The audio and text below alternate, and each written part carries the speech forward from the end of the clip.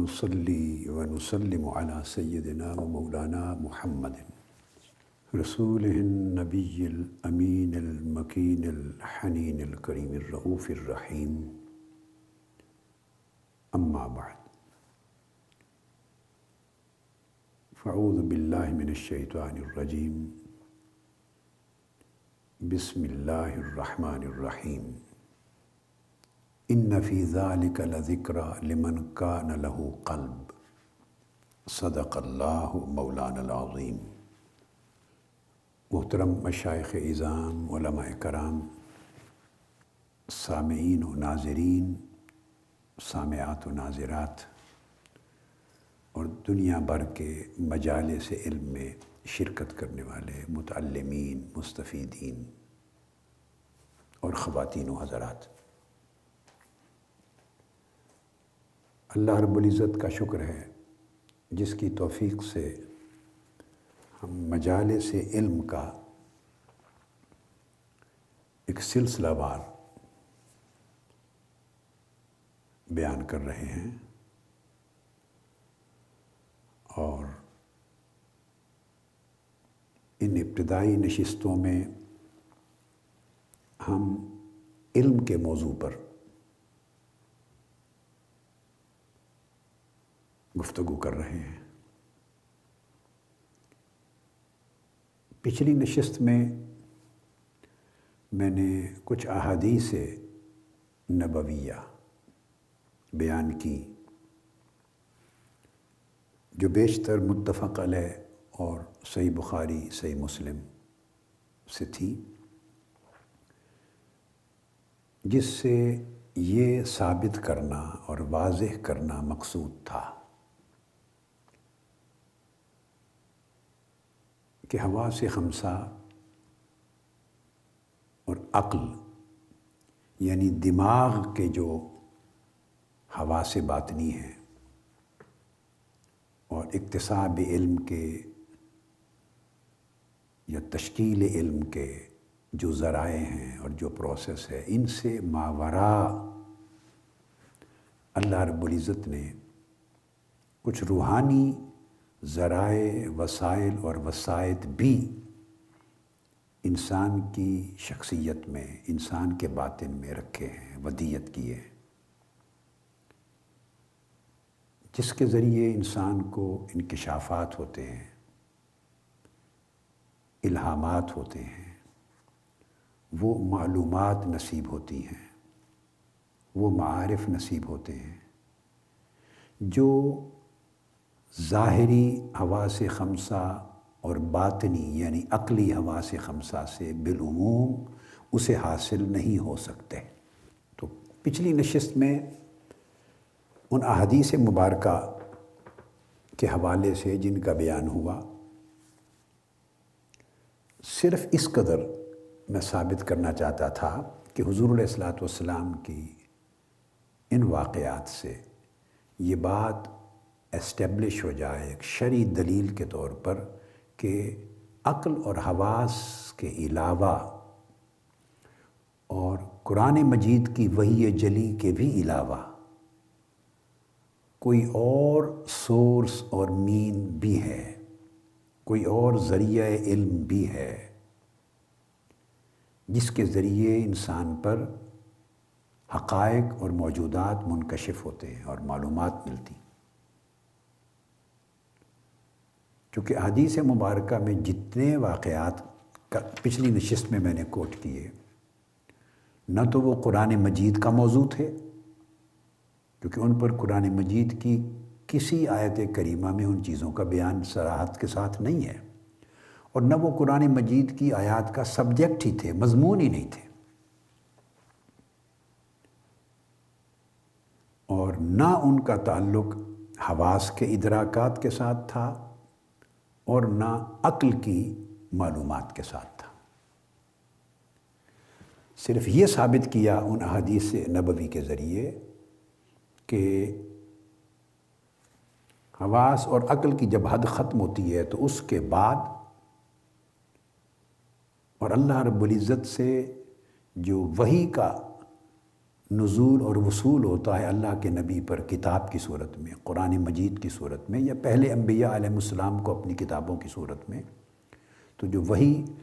اللہ کا ایک برگزیدہ فرشتہ سیدنا جبرائیل امین لے کے اترتے ہیں، اس حد سے پہلے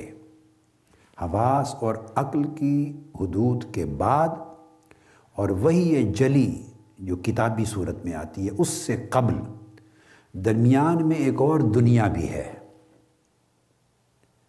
اور کئی اور ذرائع، وسائل اور منابع بھی ہیں، اور چشمے بھی ہیں جہاں سے علم پھوٹتا ہے، علم ملتا ہے، علم وجود میں آتا ہے اور معارف ملتے ہیں بندے کے۔ ان کی آگے پھر کئی اقسام ہیں۔ یہاں پر اس بات کو آگے اب بڑھا رہے ہیں ہم، بڑھاتے ہوئے ایسے دو ایک جملے، چونکہ ہم عقل کے موضوع سے آگے بڑھ رہے ہیں، اور میں نے کل یہ بھی پچھلی نشست میں بیان کر دیا تھا کہ اب اگلی جو درمیان کی دنیا ہے اس میں بنیادی طور پر جو علم جہاں وارد ہوتا ہے یا جہاں سے جنم لیتا ہے انسان کے وجود کے اندر، شخصیت کے اندر، اب وہ تین جواہر سے گفتگو کے ساتھ ہماری بحث ہوگی۔ ایک نفس ہے، ایک قلب ہے، ایک روح ہے۔ اور جب ہم لطائف کی بات کریں گے تو پھر آگے پھر سر، خفی اور اخفا، تین لطائف اور ایڈ ہو جائیں گے۔ لیکن بنیادی طور پہ وہ جوہر تین ہیں جو محل ہیں، یعنی وہ جگہ ہیں جہاں سے علم جنم لیتا ہے، یا جہاں علم اترتا ہے، یا وہ برتن ہیں جہاں وہ علم ڈالا جاتا ہے اور جہاں سے علم صاحب علم حاصل کرتا ہے۔ وہ تین برتن ہیں، یا نفس ہے، یا قلب ہے جس کو ہم دل کہتے ہیں، یا روح۔ عقل کے بارے میں نے عرض کر دیا تھا کہ دراصل صحیح لفظ استعمال کرنے کے لیے وہ ہے دماغ، لیکن عرف عام میں چونکہ لفظ عقل ہی چلتا ہے تو اس لیے ہم اپنی گفتگو میں جہاں بھی دماغ کی صلاحیت کی بات کریں گے علم کی تشکیل کے باب میں تو وہاں لفظ عقل یوز ہوگا تاکہ کنفیوژن کریٹ نہ ہو بار بار۔ اب وہ جو عقل ہے اس کی میں عرض کر چکا ہوں کہ لمیٹیشن، کہ وہ سارا کا سارا انحصار کرتی ہے حواس پر۔ پچھلی نشست تک تو جو گفتگو کی میں نے اور حوالوں سے علم الاصول کے بڑے بڑے اکابر ائمہ کے حوالے بھی پہلے کوٹ کیے تھے، علم الکلام کے اکابر ائمہ کے حوالے کوٹ کیے تھے، علم اصول الدین کے، لیکن آج میں اسی چیز کو تھوڑا اور واضح کرنے کے لیے شیخ اکبر محی الدین ابن العربی ان کی کتاب فتوحات مکیہ سے کوٹ کر رہا ہوں۔ یہ ایک خاص مقام ہے جو آج ہی میری نظر سے گزرا۔ یہ فتوحات مکیہ کا جو شیخ اکبر حضرت محی الدین ابن عربی رضی اللہ تعالیٰ عنہ کی معروف کتاب ہے الفتوحات المکیہ، اور یہ وہی بات ہے جو میں پچھلی نشستوں میں کر چکا ہوں، لیکن شیخ اکبر کے قلم سے اس چیز کا نکلنا چونکہ آج میری نظر سے گزرا تو میں نے چاہا کہ شیئر کر لوں آپ سے۔ اب آپ دیکھیں گے جو الفاظ، جو کلمات، جو حدود اور قیود کا بیان میں عقل اور حواس کے باہمی رابطے کی شکل میں، یا عقل کی محدودیت کی شکل میں، یا عقل کے حواس پر منحصر ہونے کی شکل میں، محتاج ہونے کی شکل میں، جو کچھ میں کہہ چکا تھا، من و ان وہی بیان، وہی کلام شیخ اکبر کا فتوحات مکیہ میں ملا مجھے۔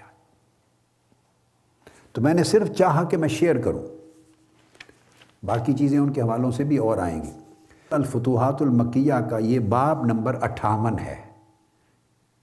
میں ریفرنس کے لیے دے رہا ہوں،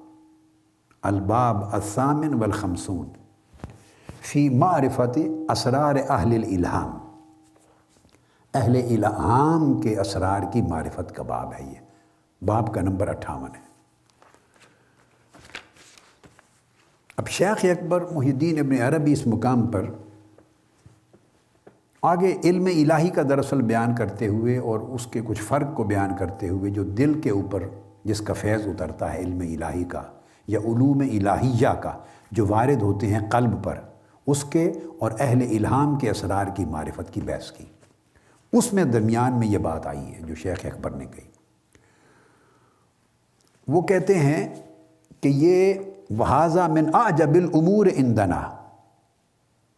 أَنْ يَكُونَ الْإِنسَانُ يُقَلِّدُ فِكْرَهُ وَنَظَرَهُ وَهُوَ مُحْدَثٌ مِثْلُهُ۔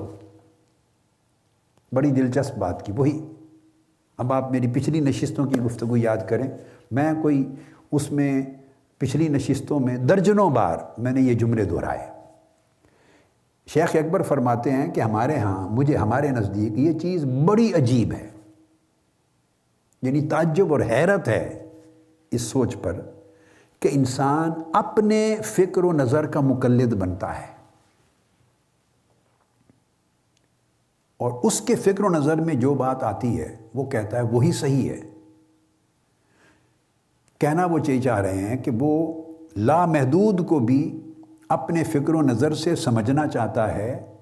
اور اپنے فکر و نظری عقل کی بات پر اعتماد کرتا ہے،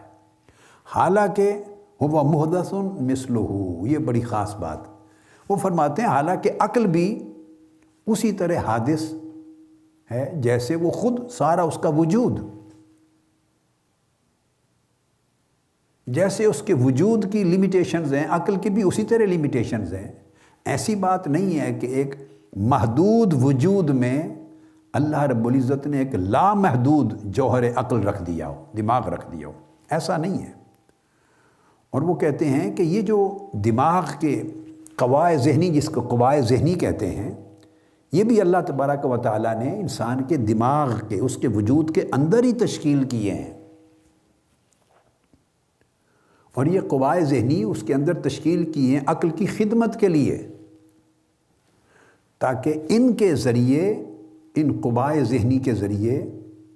عقل مقدمات کو ترتیب دے سکے اور علم کی تشکیل کر سکے، علم کو وجود دے سکے۔ تو وہ کہتے ہیں کہ اتنی حیرت کی بات ہے، آپ فرماتے ہیں کہ وہ عقل جو خود انہی قوا کی محتاج ہے اور جس کا انحصار اسی جسم، محدود جسم کے اپنے حواس کی معلومات پر ہے، وہ بندہ اسی اپنی عقل کو لامحدود سمجھ کر اس کے فیصلوں کا مقلد اور اس کا پیروکار بننا چاہتا ہے۔ آگے چل کے شیخ اکبر نے فرمایا کہ اللہ رب العزت نے نظام یہ بنایا ہے کہ جعل العقل فقیراً الیہ یستمد منہ معرفت الاسوات، اللہ تعالیٰ نے عقل کو حواس کا فقیر بنایا ہے۔ میں نے بار بار لفظ محتاج یوز کیا تھا، فقیر محتاج کو کہتے ہیں کہ اللہ تعالیٰ نے عقل کو محتاج بنایا ہے حواس کا، تاکہ حواس اس کو آواز پہنچائیں۔ اب یہ شیخ اکبر کے کلمات، آواز پہنچائیں تو اس آواز کو ریسیو کر کے عقل پھر حروف کا فرق اس کا تعین کرتی ہے، الفاظ کا فرق اس کا تعین کرتی ہے، لغات کے فرق کا تعین کرتی ہے، اور پھر پرندوں کی آواز کیا ہے اور ہوا کی سرسر جو ہے اس کی آواز میں کیا فرق ہے، دروازے کھلنے کی ٹھک ٹھک اور یا کھٹکھٹاہٹ وہ کیسی ہے، پانی آبشار سے گرتا ہے تو اس کی آواز کیسی ہے، انسان کی چیخ و پکار کیسی ہے، پرندوں کی کیسی ہے، بکری کی آواز کیسی ہے، گائے کی آواز کیسی ہے، اونٹ کیسی آواز نکالتا ہے، اور اس سے متعلقہ وہ کہتے ہیں مثلا ایک مثال آواز کی ہی دے دیں تو یہ ساری چیزیں حواس نے، کانوں نے عقل کو مہیا کی ہیں، تو پھر عقل ان مقدمات کو، معلومات کو، ادراکات کو ترتیب دے کر اس کو علم میں تشکیل دے دیا اس نے۔ اور اس کے بعد شیخ اکبر فرماتے ہیں وَلَيْسَ فِي قُوَّةِ الْعَقْلِ مِنْ حَيْثِ ذَاتِهِ إِدْرَاكُ شَيْءٍ مِنْ هَذَا مَا لَمْ يُوصِلْ إِلَى السَّمْعِ۔ وہ کہتے ہیں کہ عقل کے اندر، شیخ اکبر فرماتے ہیں، از خود اتنی قوت اور صلاحیت ہی نہیں ہے کہ وہ اگر کان اسے کوئی چیز نہ پہنچائیں تو وہ اس کی حقیقت تک پہنچ سکے اور جان سکے۔ از خود اس کے اندر کوئی ادراک نہیں ہے، صلاحیت نہیں ہے، تو سمع جو اسے پہنچائے گی وہ ادراک، تو عقل اس پر کام کرے گی۔ اسی طرح فرماتے ہیں وَكَذَلِكَ الْقُوَّةُ الْبَصَرِيَّةُ، اسی طرح آنکھوں کی جو قوت ہے، جَعَلَ اللَّهُ الْعَقْلَ فَقِيرًا إِلَيْهَا، تو اللہ تعالیٰ نے آنکھ کی جو قوت ہے دیکھنے کی، اس کا محتاج بنایا ہے عقل کو، کہ آنکھ ادراک منتقل کرے گی تو عقل اس کے اوپر کو فیصلہ کر دے گی مبصرات کا، اور وہ کہے گی یہ سبز ہے، یہ پیلا ہے، یہ فلاں رنگ ہے، یہ سفید ہے، یہ سیاہ ہے، وغیرہ وغیرہ۔ تو یہ ساری بحثیں پھر شیخ اکبر محی الدین ابن عربی کر رہے ہیں۔ پھر آگے پھر عقل کے جو، جیسے میں نے حصے مشترک اور حافظہ اور واہمہ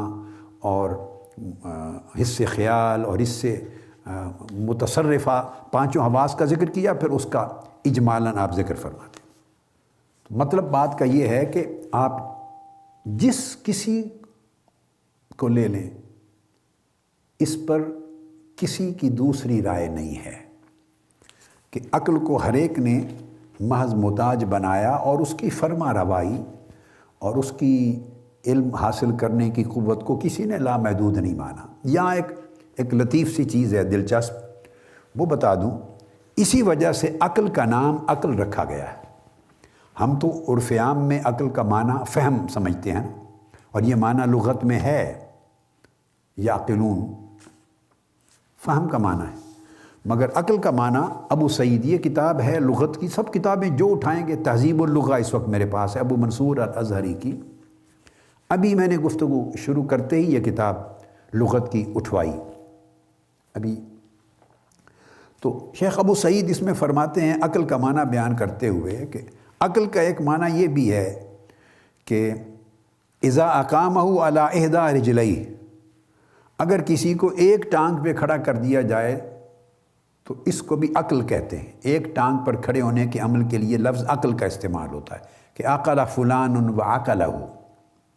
اس شخص نے اس کو یعنی عقل کر دیا، یعنی ایک ٹانگ پہ کھڑا کر دیا۔ اب وہ کیوں مثال میں یہ لفظ عقل کا اطلاق کیا اس پر؟ اس لیے کہ اب آپ دیکھ لیں، کسی نے سیدنا مولا علی المرتضیٰ کرم اللہ وجہ الکریم سے پوچھا تھا کہ میں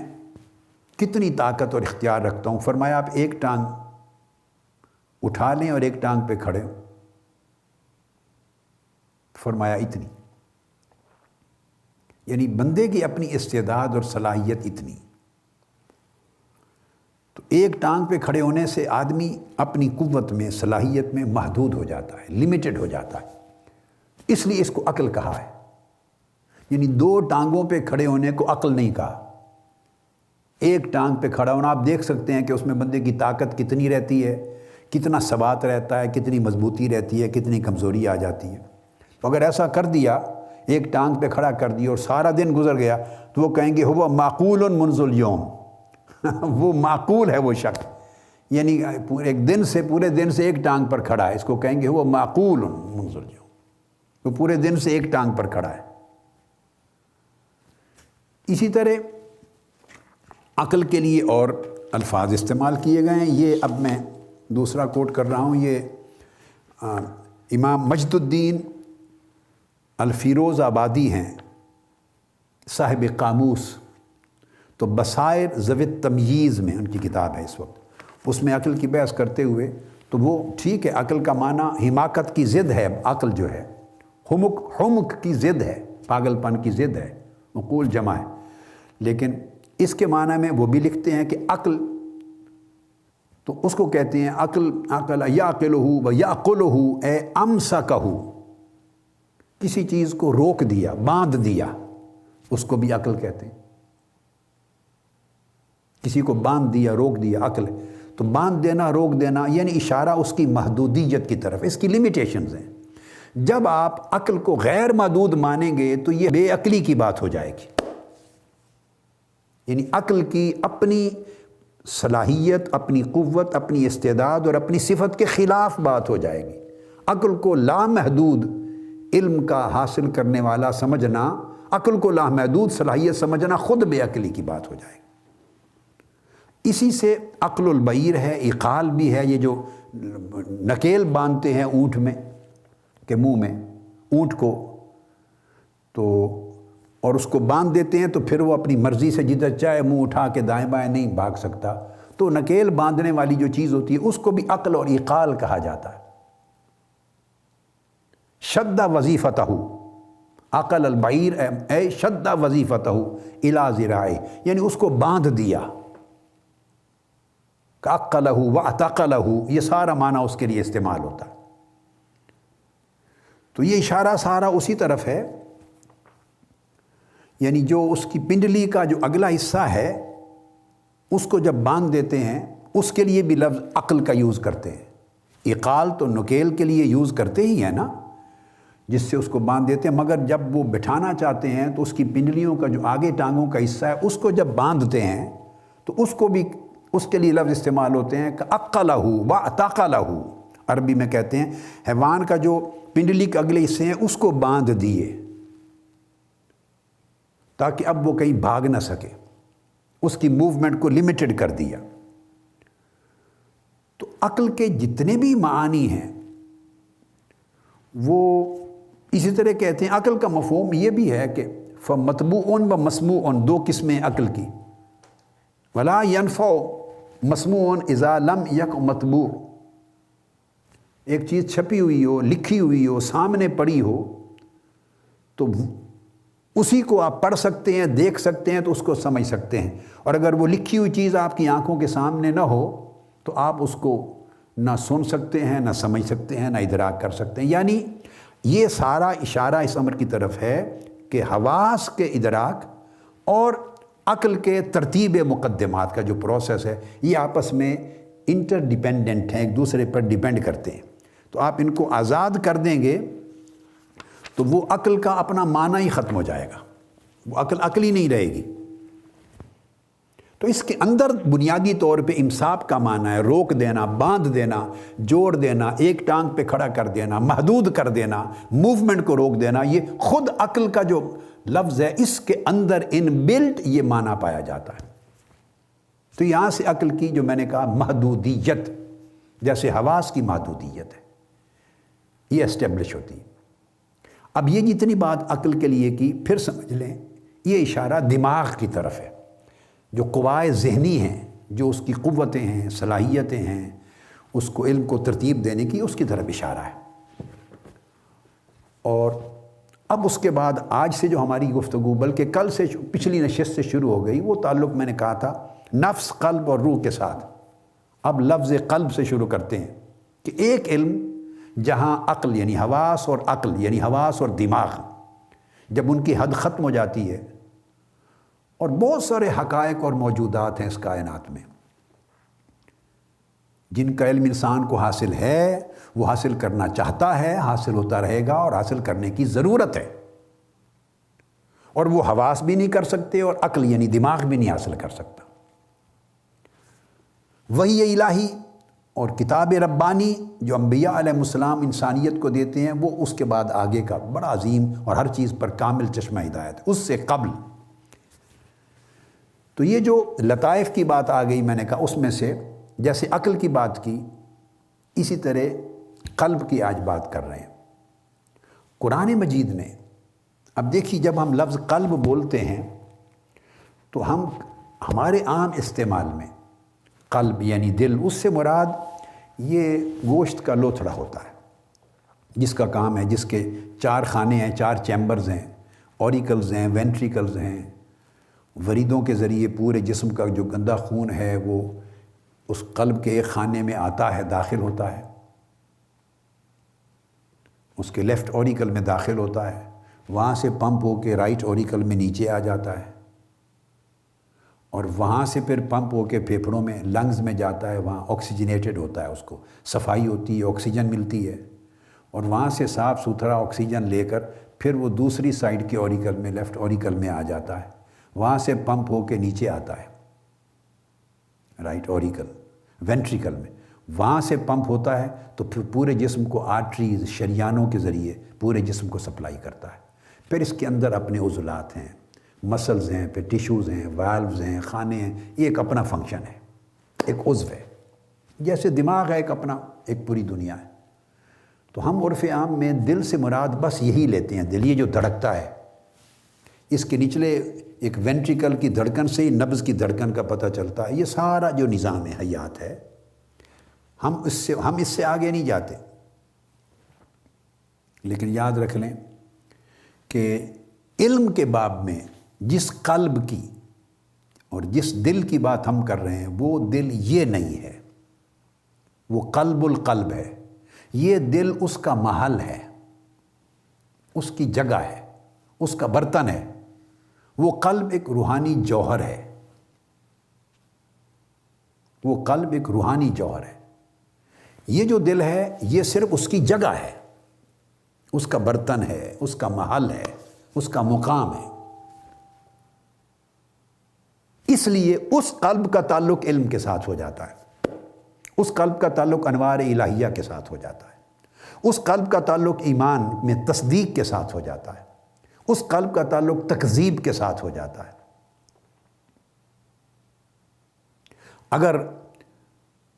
قلب انوالو نہ ہوتا تو ایمان میں اقرار باللسان و تصدیق بالقلب نہ ہوتی، پھر تصدیق بالعقل ہوتی۔ تو عقل کا جو پروسیس ہے وہ معرفت ہوتی ہے، تصور قائم ہوتا ہے عقل کے پروسیس میں۔ یعنی ہماری ایمانیات میں بھی تصدیق اقرار زبانی کے بعد تصدیق قلب کا، حالانکہ عقل کا لفظ قرآن میں مستعمل ہے، عربی لغات میں مستعمل ہے، عقل کا لفظ بھی کر سکتے تھے کہ تصدیق بالعقل، لیکن نہیں، ایمان نہیں بنتا اس سے۔ کیوں نہیں بنتا؟ یہ بھی ایک نقطہ سمجھا دوں۔ اس لیے کہ ایمان تو ان چیزوں پر، حقائق پر لایا جا رہا ہے جن کو عقل جانتی ہی نہیں ہے، وہ تصدیق کہاں سے کرے گی؟ الذین یؤمنون بالغیب، میں بتا دوں تصدیق بالعقل کیوں نہیں کہا گیا اور تصدیق بالقلب کیوں کہا؟ سمپل بات ہے، اس کا ایک ہی جواب دے دیتا ہوں، آگے چلتے ہیں۔ پھر جیسے سورہ بقرہ کے شروع میں کہا ھدی للمتقین، یہ قرآن متقین کے لیے ہدایت ہے، اور پہلے کہا ذالک الکتاب لا ریب فیہ، اس میں شک کی کوئی گنجائش نہیں۔ تو عقل کا تو کام، عقل تو سارا پروسیس ہی شک سے شروع ہوتا ہے، دماغ والا، اور یہاں کہہ دیا شک کی گنجائش ہی نہیں۔ تب ہدایت ملے گی جب شک سرے سے ختم ہو جائے گا۔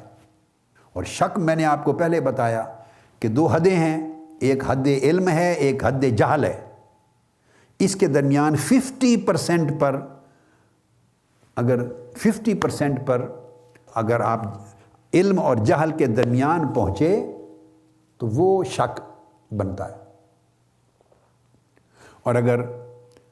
0 پر ہوئے تو جہل تھا، جہل مرکب،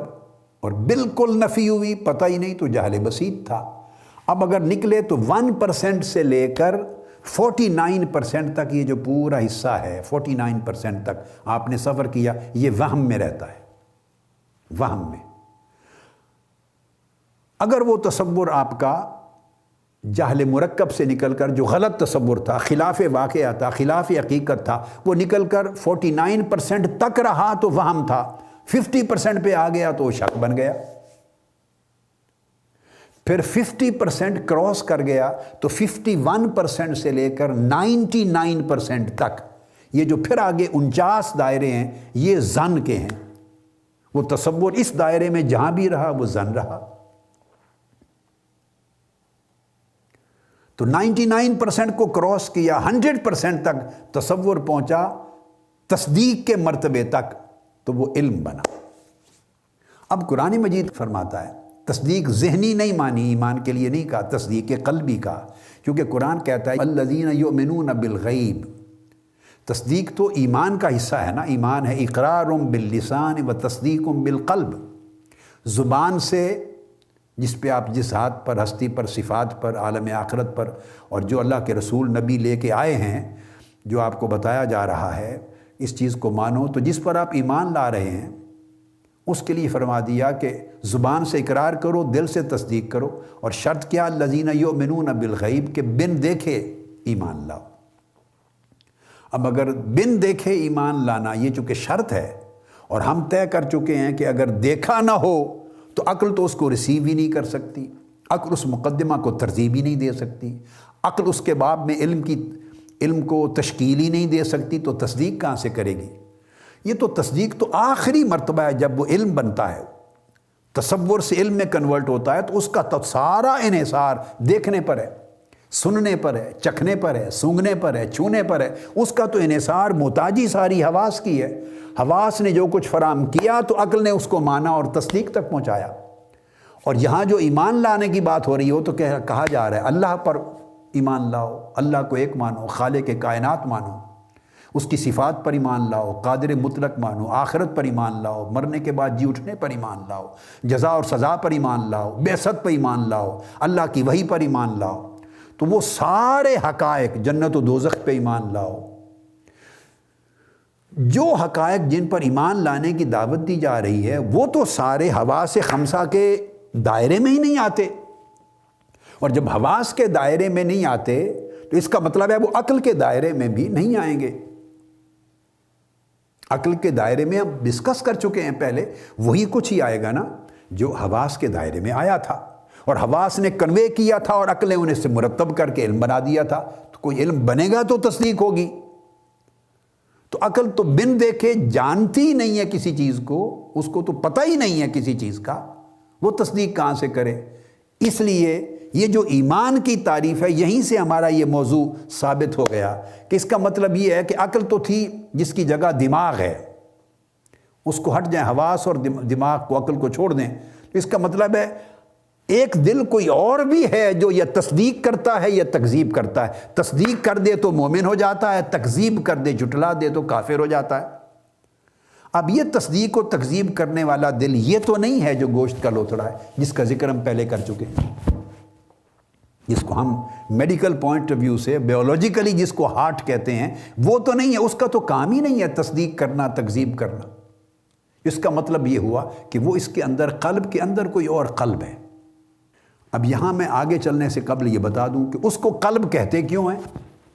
یہ جو ہے یہ قلب نہیں ہے، یہ ہارٹ ہے، اس کا اردو ترجمہ دل ہے۔ ہم نے عرف عام میں اس کو قلب کہہ رکھا ہے، ایکچولی یہ قلب نہیں ہے، یہ ہارٹ ہے۔ انگلش میں، اردو میں اس کو کہہ دیں گے دل، عربی میں لفظ قلب استعمال کریں گے، جیسے میں نے کہا دماغ کے لیے عقل کا استعمال کر دیا، یہ عرف عام چل رہا ہے۔ اور قلب کہتے کیوں ہیں؟ چونکہ اس ہارٹ کی پروسیس تو ایک جیسی رہتی ہے، اسی سے بلڈ پریشر نے مینٹین ہونا ہے، اسی سے آپ کی پلپیٹیشن نے مینٹین ہونا ہے، دل کی دھڑکن نے،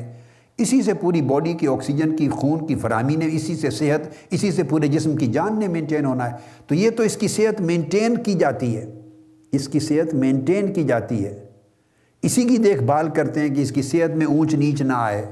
اس دل کی تو یہ ضرورت ہے۔ اور قلب جو لفظ ہے، قلب کا معنی ہی ہے ہر وقت تبدیل ہونے والا۔ قلب کا پروسیس ہے تقلیب، قلب کا پروسیس کیا ہے؟ تقلیب سے۔ تو اس کا معنی ہی تبدیلی ہے، جو ایک حال میں رہے وہ قلب ہی نہیں ہے، وہ تو پتھر ہے۔ تو اس کو قلب کہتے اس لیے ہیں کہ اس کا حال ہر وقت بدلتا رہتا ہے، اس کی کیفیات بدلتی رہتی ہیں، یعنی ہر وقت چونکہ اس کے احوال دائماً بدلتے رہتے ہیں، تو اس کے تقلب اور تقلیب کی وجہ سے الٹ پلٹ ہونا، پلٹا کھاتے رہنا، بدلتے رہنا، اس کے ہر وقت بدلتے رہنے کی وجہ سے اس کا عربی میں نام قلب رکھا گیا کہ یہ ایک حالت پہ نہیں رہتا۔ اس پر ورود ہوتا ہے، کبھی نفس کی طرف سے خیالات کا ورود ہوتا ہے، خواطر کا، کبھی ملائکہ کی طرف سے خواطر کا ورود ہوتا ہے، کبھی شیطان کی طرف سے خاطر کا ورود ہوتا ہے، کبھی رحمان کی طرف سے خاطر کا وجود ہوتا ہے۔ اس پر تجلیات آتی ہیں، یہ کبھی سخت ہوتا ہے، کبھی نرم ہوتا ہے، کبھی پتھر کی طرح ہوتا ہے، کبھی نرم ہوتا ہے، کبھی اس میں خشیت آتی ہے اور خشوع و خضوع آتا ہے، کبھی اس میں فسق و فجور آ جاتا ہے، کبھی لرزنے لگتا ہے اللہ کی یاد میں، اس کی طلب میں، کبھی اس میں عشق اور محبت آتی ہے، رغبت آتی ہے، کبھی نفرت آتی ہے۔ تو یہ تو ساری کیفیات ہیں، اور تجلیات کے ساتھ اس کی کیفیت بدلتی رہتی ہے۔ اور اصل قلب یہ دراصل اس جسم کے گوشت کے لوتھڑے کا نام یا اس کے عضو کا نام نہیں، اصل قلب وہ بھی ایک قوت ہے، جیسے عقل کو کہا ایک قوت ہے، اور اس قوت کے 5 حواس، تو اس قلب بھی ایک قوت ہے، اور یہ قوت ہے، اس کو کہتے ہیں فالقلب هو القوت التي وراء طور العقل، یہ عقل کے طور سے آگے ایک اگلی قوت ہے جس کو قلب کہا جاتا ہے۔ جب بات فہم کی عقل سے آگے نکل جائے تو ایک نئی قوت اس کا ادراک کرتی ہے، اس قوت کو قلب کہتے ہیں، اور اس قوت کی جگہ یہ دل ہے۔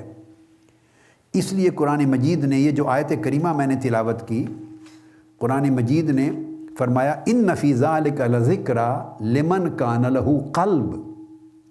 اس کلام میں نصیحت ہے مگر صرف اس شخص کے لیے جس کے پاس دل ہو، جس کے پاس قلب ہو۔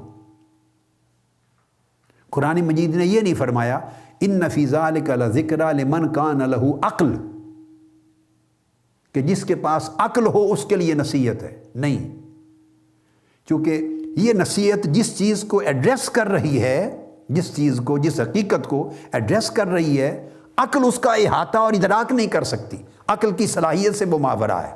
یہاں سے اگلا ذریعہ علم شروع ہو جاتا ہے۔ جیسے دلائل، عقلی چیزیں حواس نہیں معلوم کر سکتے، میں نے اس پر بڑی تفصیلی باتیں کر دی ہیں آپ کو پچھلی نشستوں میں،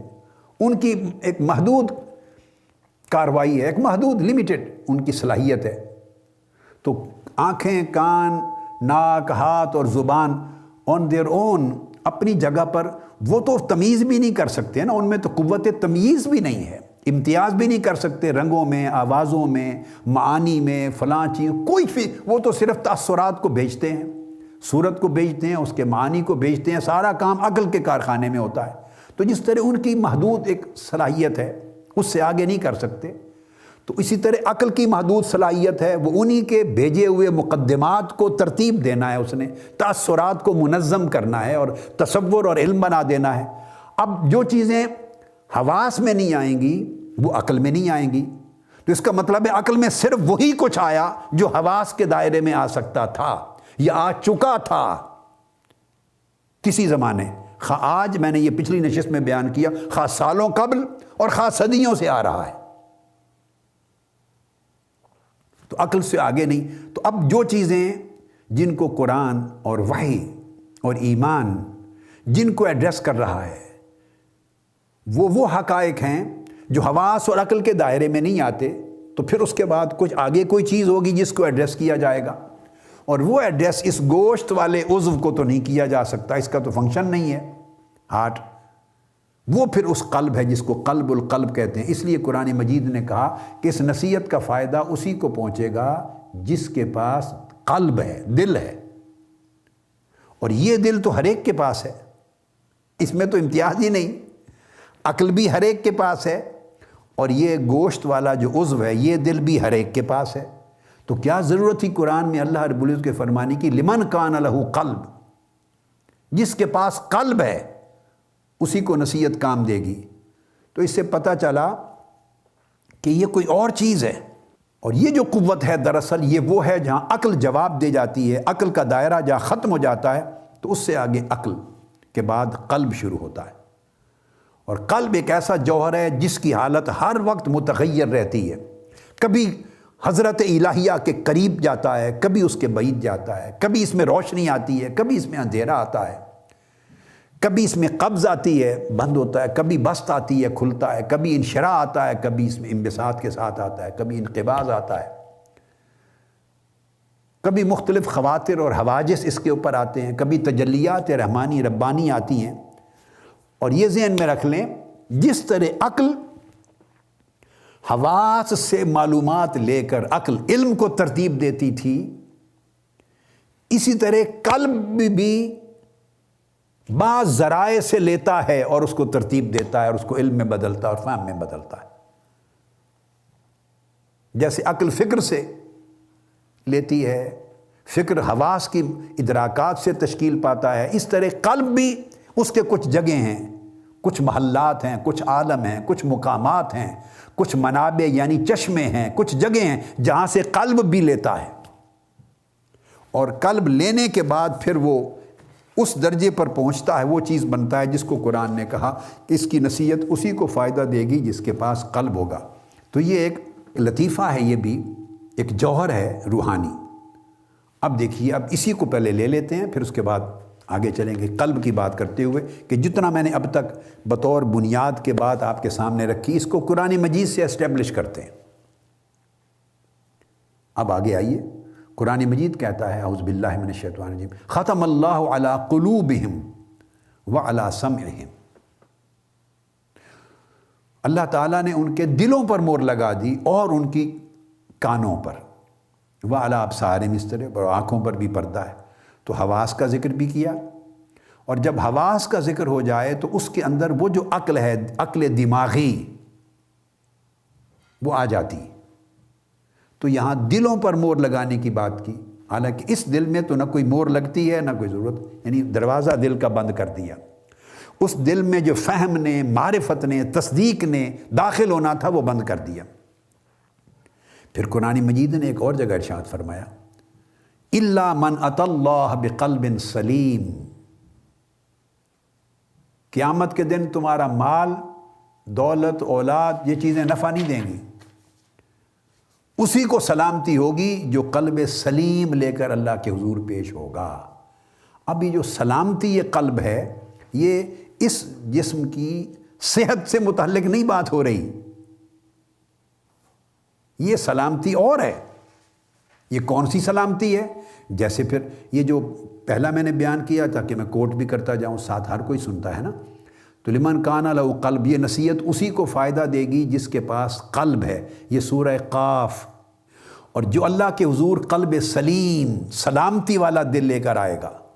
اسی کو نفع ہوگا قیامت کے دن۔ تو یہ سورہ الشعراء کی آیت نمبر 89 ہے، 89۔ پھر آگے قرآن مجید کہتا ہے جیسے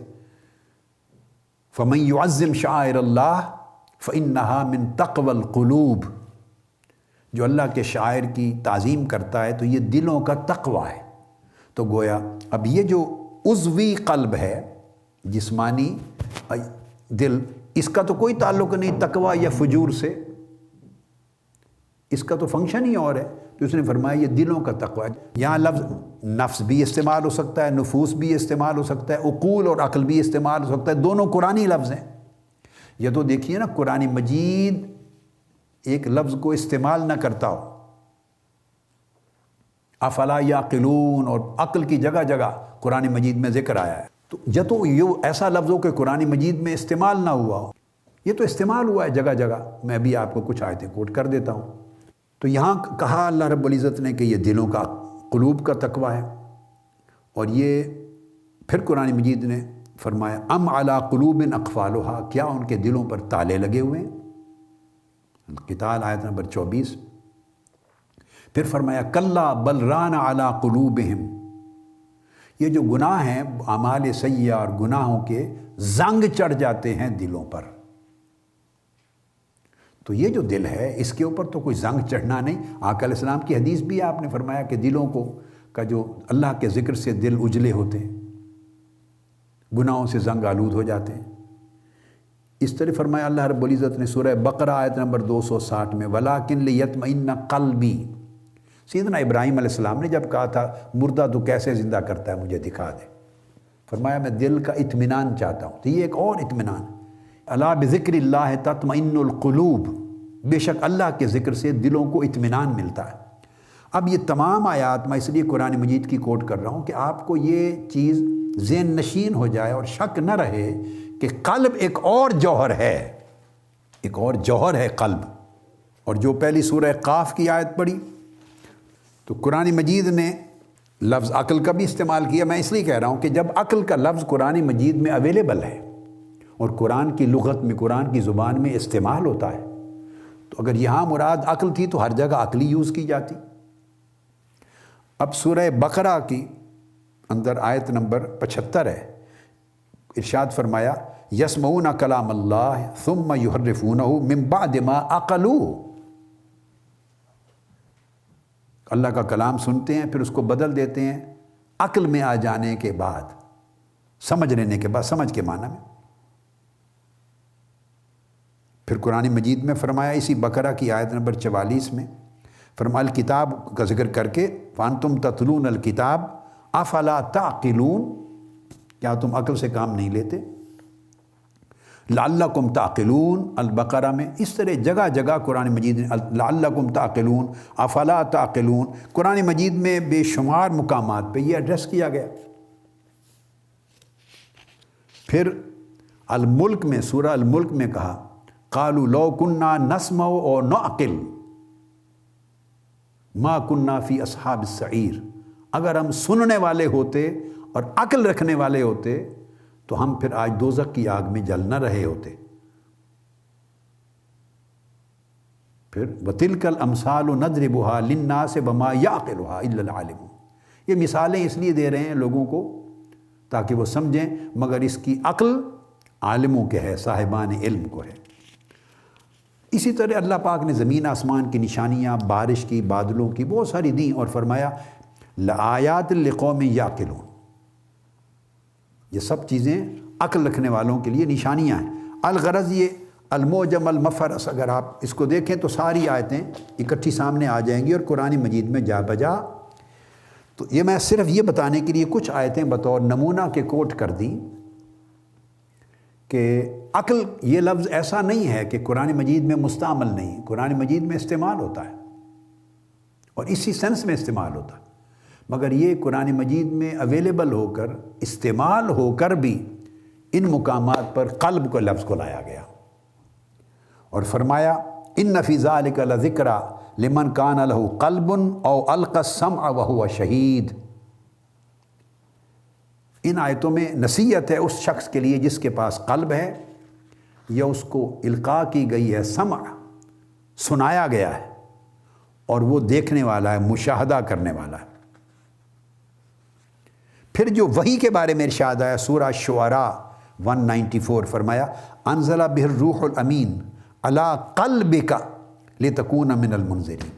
یہ قرآن کی وحی جبرائیل امین اے حبیب مکرم آپ کے قلب پر لے کر اترے، وہی آپ کے قلب پر اتاری گئی ہے۔ یہ وہ تمام چیزیں تھیں جن سے یہ بنیادی طور پہ یہ کنسیپٹ ڈیولپ ہوتا ہے کہ قلب ایک اور جوہر ہے، ایک اور حقیقت ہے اس جسمانی عضو سے ہٹ کر، اور وہ ذریعہ بنتا ہے بہت سارے علوم کا۔ اس لیے قلب کی حالتیں ہیں اس قلب کی کہ وہ قلب میت بھی ہے، علماء نے بیان کیا، قلب مریض بھی ہے، قلب غافل بھی ہے، قلب حی بھی ہے، قلب سلیم بھی ہے، قلب ذاکر بھی ہے، قلب غافل بھی ہے۔ قرآن مجید نے فرمایا وَلَا تُطِعْ مَنْ أَغْفَلْنَا قَلْبَهُ عَنْ ذِكْرِنَا، جن کے دلوں کو یا جس کے دل کو ہم نے اپنی یاد اور اپنے ذکر سے غافل کر دیا، ان کے پیچھے نہ جاؤ، ان کی پیروی نہ کرو، اور ان کی پیروی کرو جن کے دل قلب ذاکر ہیں، اللہ کا ذکر کرنے والے۔ اغفلنا قلبه عن ذکرنا، تو دل کی یہ کیفیات ہیں، کبھی غفلت ہے، کبھی تذکر ہے اور ذکر ہے۔ اب یہاں کبھی دل مردہ ہے، اس میں اگر کفر ہے تو وہ دل مردہ ہے، ایمان آ جائے تو وہ زندگی کی طرف چل پڑتا ہے، اور اگر تھوڑا آیا فسق و فجور ہے تو وہ قلب ضعیف ہے، وہ بیمار دل ہے۔ پھر غافل دل ہے، پھر صحت مند زندہ دل ہو جاتا ہے، پھر زندہ دل میں قلب سلیم ہے، پھر قلب حی کے بعد قلب سلیم ہے، پھر قلب عارف ہے، قلب ذاکر ہے۔ تو قلب کی حالتیں جو بدلتی ہیں تو اس کا نام، اس کا ٹائٹل، اس کا لقب بدلتا چلا جاتا ہے، اور اس سے اس کا تعلق پھر عالم نور کے ساتھ ہو جاتا ہے۔ اس پر دو جوہر اثر انداز ہوتے رہتے ہیں۔ یہ دراصل ایک بیڈ ہے جس کو کہتے ہیں آماجگاہ ہے یا میدان جنگ ہے، قلب ایک زمین ہے۔ ادھر روح اپنے آسمانی اور مالا اعلیٰ کے نورانی لشکروں کے ساتھ ہے، وہ دل کو سنوارنا چاہتی ہے۔ ادھر نفس اپنے جسمانی ظلمانی لشکروں اور خواہشات کے ساتھ ہے، وہ قلب پہ قبضہ کرنا چاہتی ہے۔ تو قلب کبھی نفس کے زیر اثر ہو جاتا ہے تو قلب بہیمی ہو جاتا ہے، حیوانوں کی طرح ہو جاتا ہے، قلب ظلمانی ہو جاتا ہے، یا درمیان میں نیوٹرل ہو جائے قلب جسمانی ہو جاتا ہے، کبھی روح کا غلبہ آ جائے تو قلب ملکوتی ہو جاتا ہے، اور بلند ہو جائے تو قلب جبروتی ہو جاتا ہے، اور مالا اعلیٰ سے بڑھ کر حضرت سمدیت کے ساتھ اس کا تعلق جڑ جائے تو قلب ربانی ہو جاتا ہے، قلب جبروتی، قلب لاہوتی ہو جاتا ہے۔ یہ سب ٹائٹل ہیں۔ جیسے جیسے اس کی حالت بدلتی ہے، کس کے زیر اثر ہے، اس کا عنوان بدل جائے گا اس کے اثرات سے۔ نفس کے زیر اثر ہے تو عنوان بدل جائے گا، روح کے زیر اثر ہے عنوان بدل جائے گا، کتنی کیفیت ہے، کس درجے میں ہے، عنوان بدل جائے گا۔ اسی حساب سے اس کے حالات بدلیں گے اور اس کی کیفیات بدلیں گے، اور جو کچھ ہم ڈسکس کر رہے ہیں وہ اس کے معارف اور معامل بدلیں گے۔ اب قرآن مجید بیان کرتا ہے سورہ انعام میں، فرمایا اومن کان میتا فاحییناہ وجعلنا لہ نورا یمشی بہ فی الناس کمن مثلہ فی الظلمات لیس بخارج منہا۔ قرآن مجید نے کہا کیا ہم برابر کر دیں اس کو جس کا دل زندہ ہے اور اسے جس کا دل مردہ ہے؟ وہ زندہ تھا ایمان کے نور کے ساتھ، اور یہ مردہ تھا جو پہلا تھا وہ کفر کی ظلمت کے ساتھ۔ تو فرمایا جو مردہ ہیں، اب جس کو مردہ کہا جا رہا ہے یہ وہ موت نہیں ہے جس کے بعد قبر میں دفن کر دیا جاتا ہے، نہیں۔ اب دیکھیے یہ قرآن مجید استعارہ کی زبان میں بات کرتا ہے، ہیں وہ زندہ چلتے پھرتے انسان ہیں، میڈیکل پوائنٹ آف ویو سے زندہ ہیں، مگر قرآن ان کو میتن کہہ رہا ہے، مردہ کہہ رہا ہے، کیونکہ ان کے دل مردہ ہیں۔ میتن کیوں؟ ان کے دل کفر کی جہالت اور کفر کی ظلمت اور تاریکی کے باعث مردہ ہے۔ تو فرمایا وہ لوگ جن کے دل مردہ ہیں، اور پھر فاحییناہ، اگلی پھر ہم نے جن کے دل مردہ تھے پھر ہم نے انہیں ایمان عطا کیا، ہدایت عطا کی، اور ایمان اور ہدایت کے ذریعے فاحییناہ ہم ان کے دلوں کو زندہ کر دیا۔ اب یہ جسموں کے مردہ اور زندہ ہونے کی بات نہیں ہو رہی، ورنہ وہ تو سارے ہی چلتے پھرتے زندہ انسان ہیں، کافر بھی مومنوں کی طرح۔ تو صاف ظاہر ہے یہاں موت و حیات ڈیفرنٹ ہے، یہ وہ موت و حیات ہے جس کا تعلق اس قلب کے ساتھ ہے جو اس وقت زیر بحث۔ تو فرمایا وہ لوگ جو مردہ تھے، جن کے دلوں میں کفر تھا، فاحییناہ ہم نے ایمان کی توفیق دی اور ان کا دل زندہ ہو گیا۔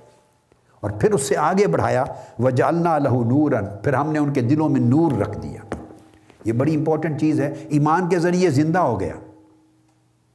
اور پھر ہم نے اس کو نور عطا کر دیا۔ تو اس کا مطلب ہے قلب کی یہ بھی کیفیت ہوتی ہے کہ اس کے اندر کسی کے قلب میں نور ہوتا ہے، کسی کے قلب میں تاریکی ہوتی ہے۔ یمشی بہ فی الناس، اور پھر وہ قلب کو ایک چراغ کی طرح نور، قلب نورانی کے ساتھ نور لے کر پھر وہ لوگوں میں چلتا ہے۔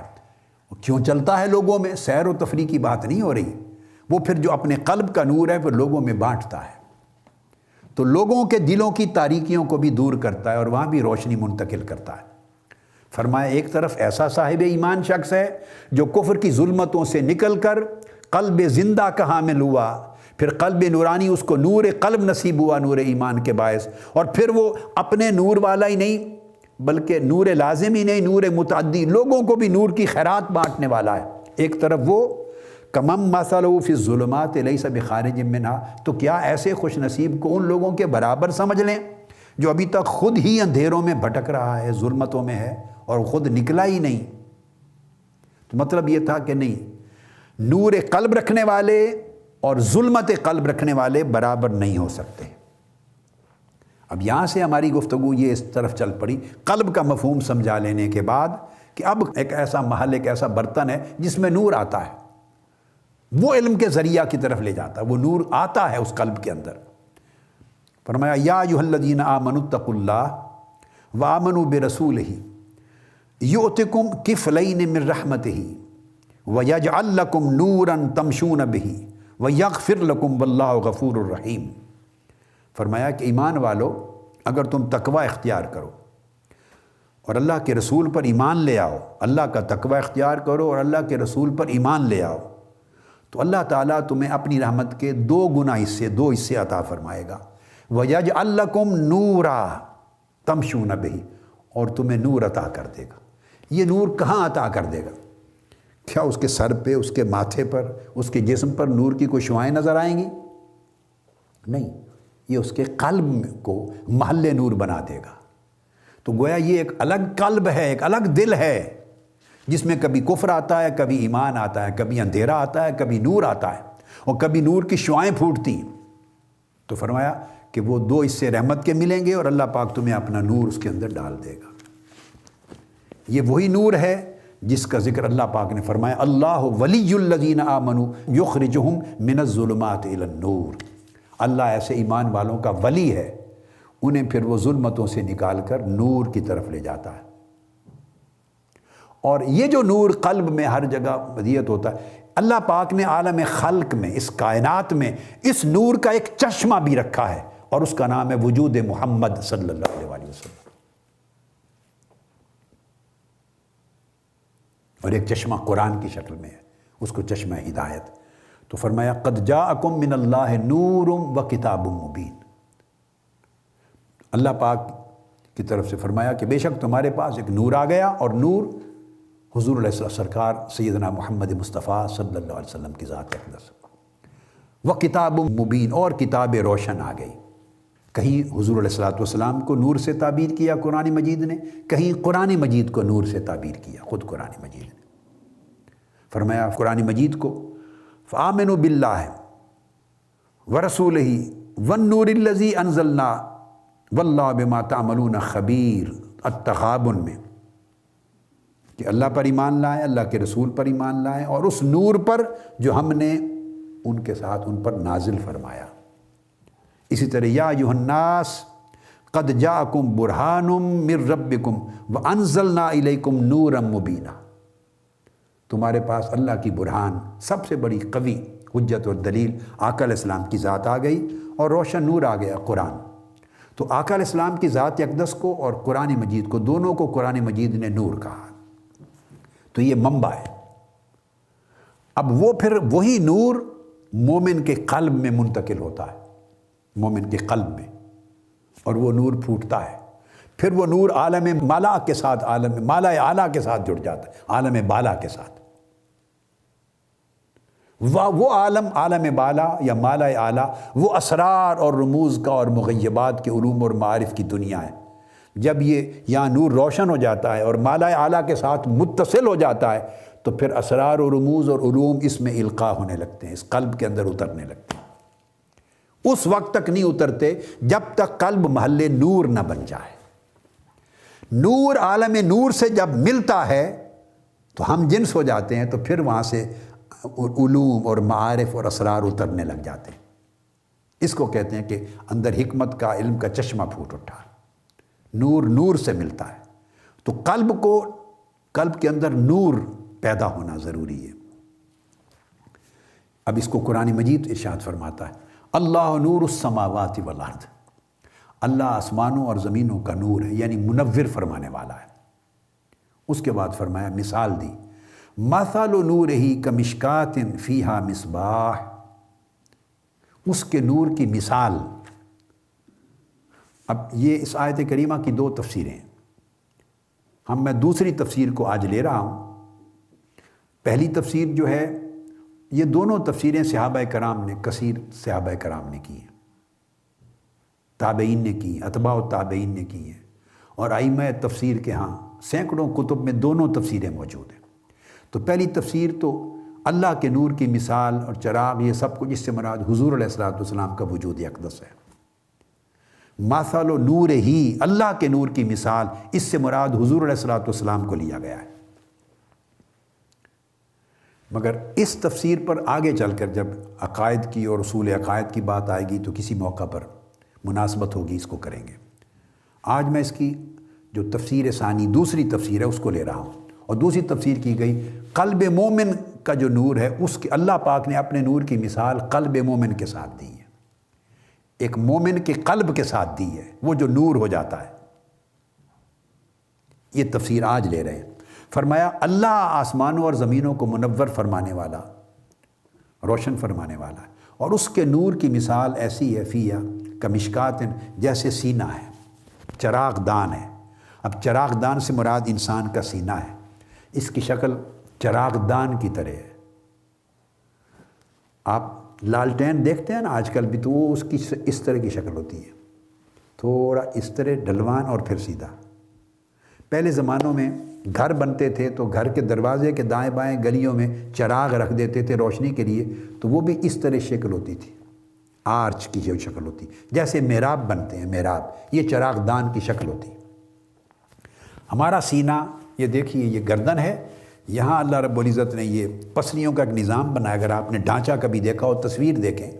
ایکس رے دیکھیں، تو وہ اس طرح ڈھلوان میں آتا ہے، پھر سیدھا ہو جاتا ہے۔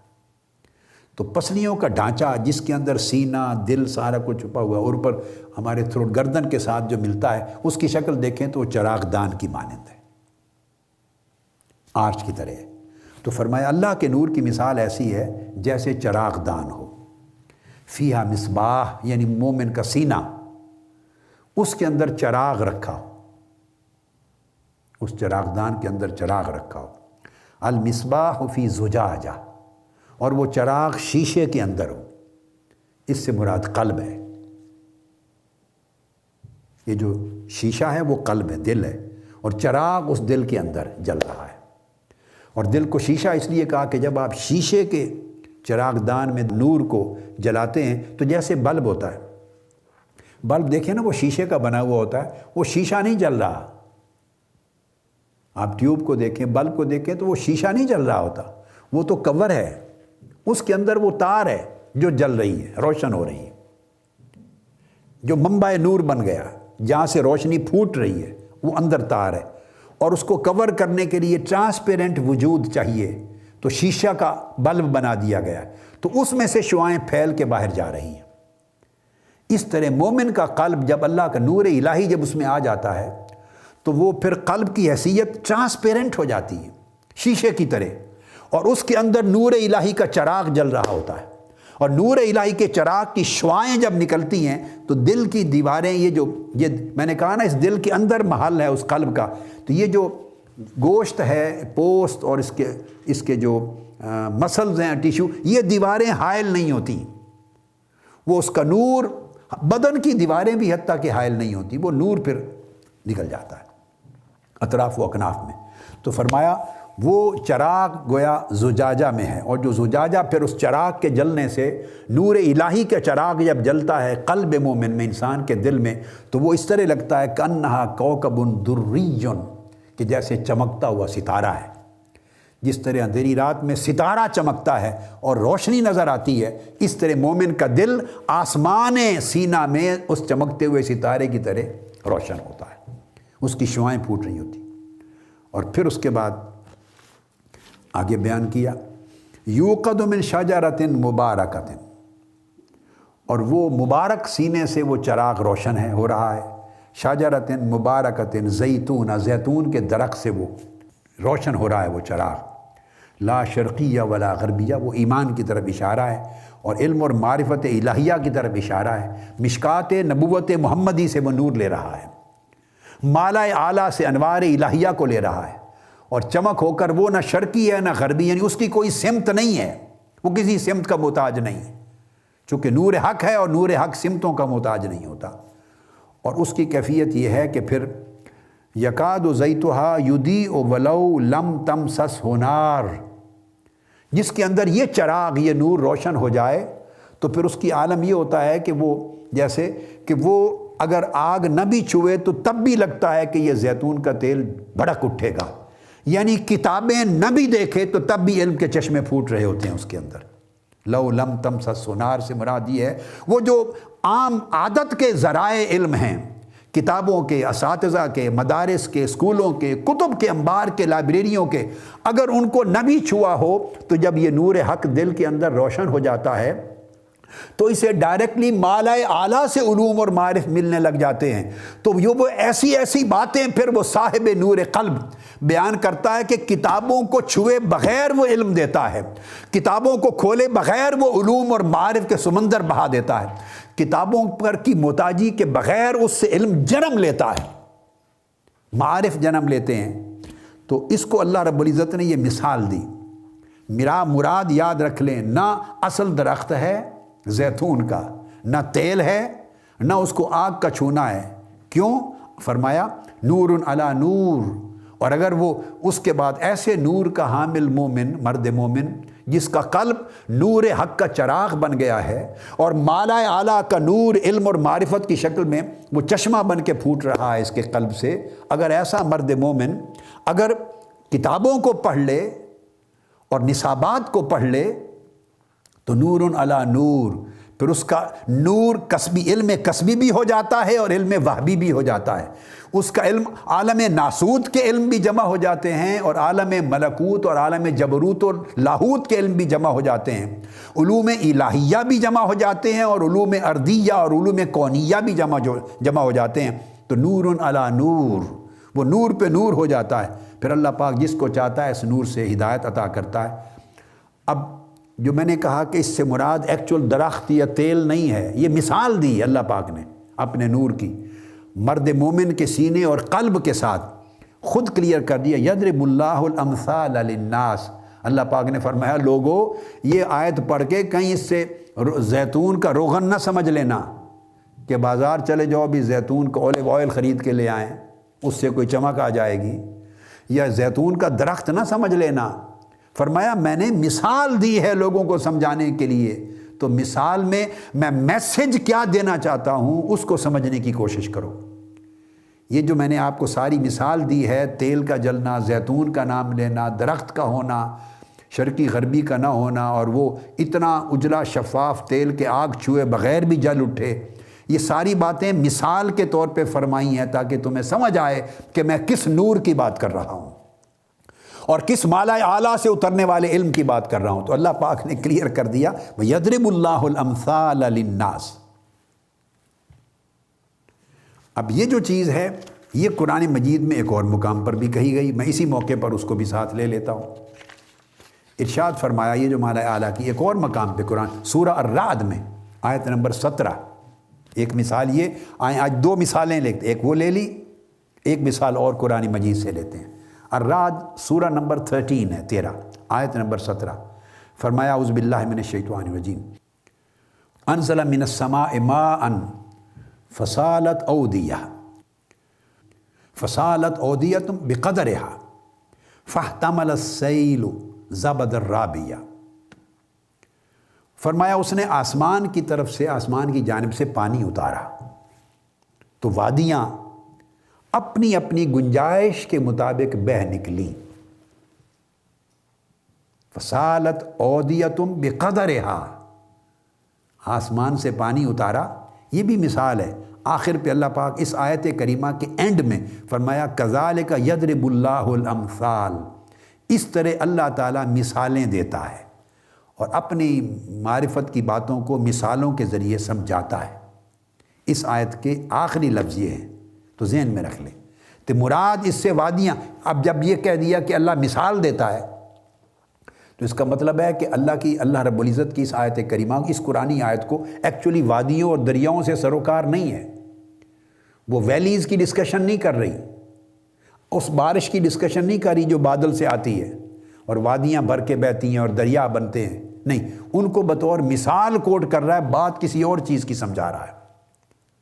اشارہ کسی اور چیز کی طرف ہے، اور یہ مثال دے رہا ہے چونکہ آدمی روز آنکھوں سے دیکھتے ہیں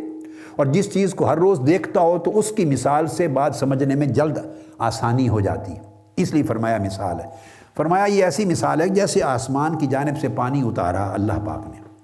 تو وادیاں اپنی اپنی گنجائش کے مطابق بہہ نکلی۔ اب وادیاں کون سی ہیں؟ ان سے مراد دلوں کی وادیاں ہیں، مثال ہے نا، فرمایا اس طرح اللہ مثال دیتا ہے، وہ دلوں کی وادیاں ہیں۔ اور لفظ سوچئے بقدرہا، ایک خاص لفظ بیان کہ دلوں کی وادیاں، اللہ پاک نے آسمان سے پانی اتارا، بارش، اور وہ علوم الہیہ کا پانی ہے، معارف الہیہ کا پانی ہے،